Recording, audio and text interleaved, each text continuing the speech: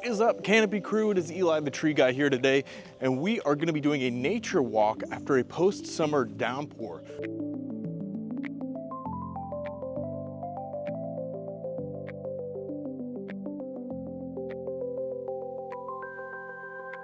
So we're gonna see what we can find after this large rain event behind me here in all these woods, and see what creatures have been stirred up by the excess amount of moisture that has led to probably some partial flooding that's gonna, root out all those different sorts of animals like turtles, snails, slugs, worms, salamanders, all sorts of different things.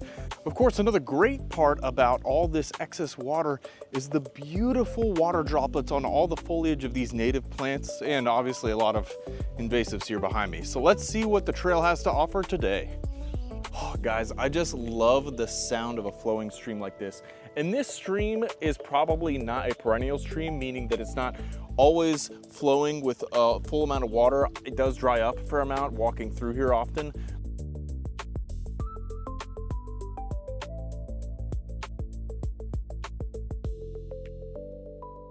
But in any case, guys, there is gonna be plenty of different animals and insects using this environment at this time when it's flooded.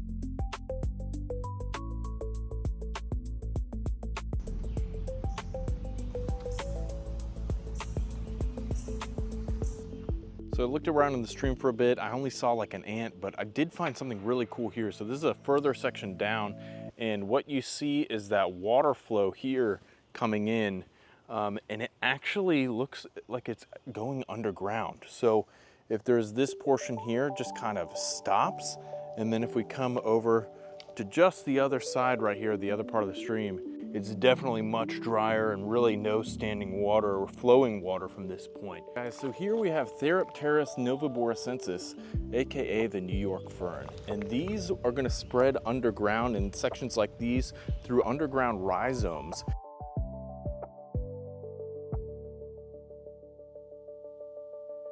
And what makes a fern a little bit different than the trees that we see around here is, guys, the stem is actually underground. So that frond, or the leaf that you see with all those little pieces there, is actually one leaf coming out of the ground.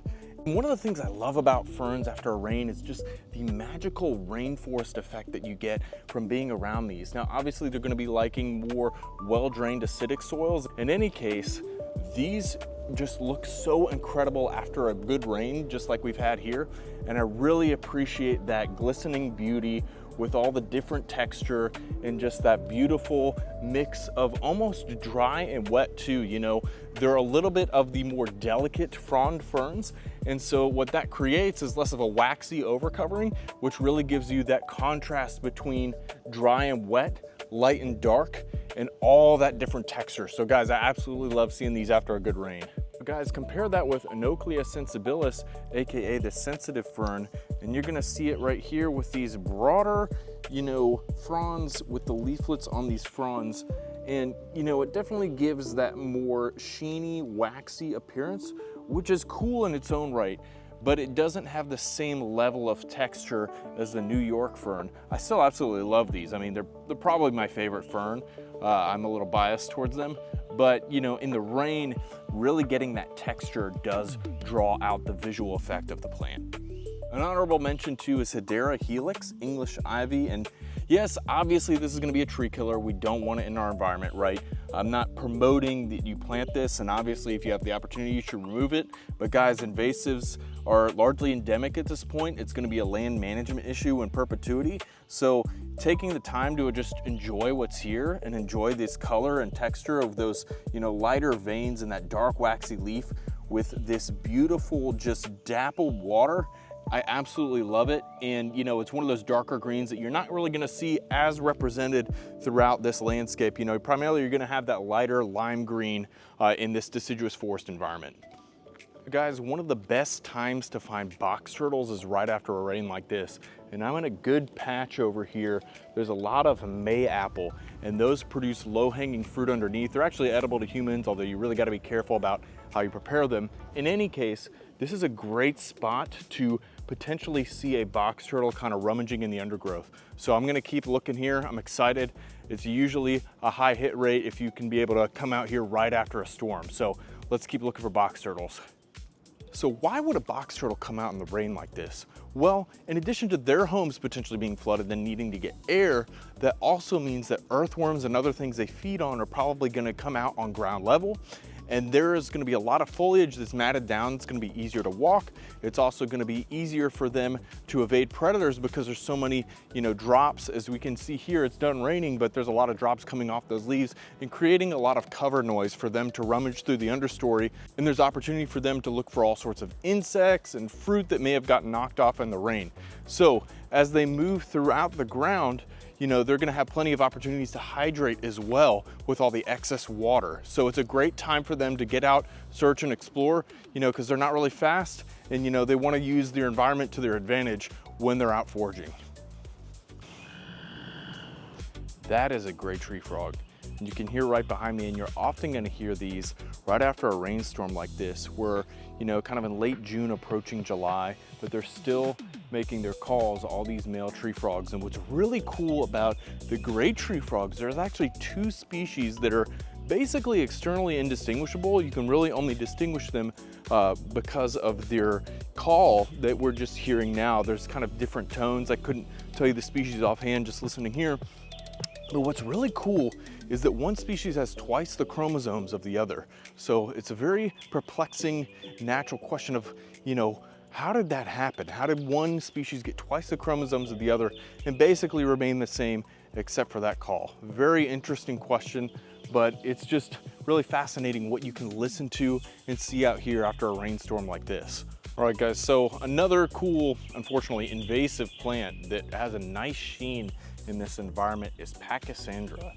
So this is Pachysandra terminalis, the Japanese Pachysandra that is often used in landscape applications. All right, guys, so certainly this is not good for this environment. Clearly it's crowding out other potential natives that could grow in this spot. But I will say that it doesn't really grow up trees. And it doesn't obstruct animals too much, certainly anything that's gonna be under 4 to 6 inches, but this is probably a lower of the offenders on the invasive lists and all the other things that we're gonna see, like multiflora rose on this trail, other vining plants that are really destructive. You can see, looks like maybe some oriental bittersweet behind me here. In any case, it is really beautiful in that kind of, maybe not symmetrical, but uniform look to it is just really incredible, especially in the rain. So again, hopefully I'll be able to harvest some of this at some point, pull this out, restore this patch to more of a native undergrowth vibe. In the meantime, you can appreciate its beauty, even while acknowledging that it is a problem. Guys, another great thing to do in an environment like this is to train your eye how water goes down the bark of a tree. And what you're gonna see if you pass the same tree over and over again on a trail, just like the ones behind me, and even here with these more rougher contours on this tulip poplar, you're gonna be able to notice the moisture patterns that will likely develop into lichen or other issues on the tree, potentially fungal, cankers, things like that. So it's cool to see, how water accumulates. And even in the rain, part of the tree could be totally dry on one side. So using our observational skills, we can just make ourselves a little more aware of nature and kind of cue into exactly everything that's happening in this environment. Now, just like the water that flows down the bark of the tree in a very specific way, guys, this topography all around us is channeling water from higher areas to lower areas in what's called the watershed, which is a term for the area where water flows downhill to streams and rivers at a certain point. So obviously, if you get to the crest of a hill, on one side water will be flowing one way, and then on the other side it will be flowing another way, and that delineation separates a watershed. And one of the best ways that you can understand the environment and really cue into what's going on around you is just to think about the watershed. Think about where that water's flowing and then follow it and see all the different species represented along the way. Understanding you go from mountains to Piedmont, down to the coastal plains, even floody areas and swamps. So this is really gonna enrich your time and understanding of local environments like this. You'll see large patches of undergrowth that can only be explained by understanding that environment type and learning more about it. And guys, just like coming outside right after a rainstorm helps us understand the watershed, being surrounded by all this humid, just explosive life and greenery is helping our bodies as well shed stress. And guys, almost like the flow of water through this environment, we can get rid of stress by bathing in all these tree oils that are literally in the air right now, calming me down. And all this visual interest in this calm environment full of natural sounds is helping me regulate my stress, calming me. And guys, getting out of nature is just one of the best things you can do. And you know, learning different species can help pique your interest. So today I didn't find an eastern box turtle. I'm really kind of bummed, but you know what? I had a great time searching for all sorts of different plants and animals. And you know, I had a soothing experience that got me out in nature. Guys, all that to say, get outside, stay curious, and never lose the wonder. I'll see you next time.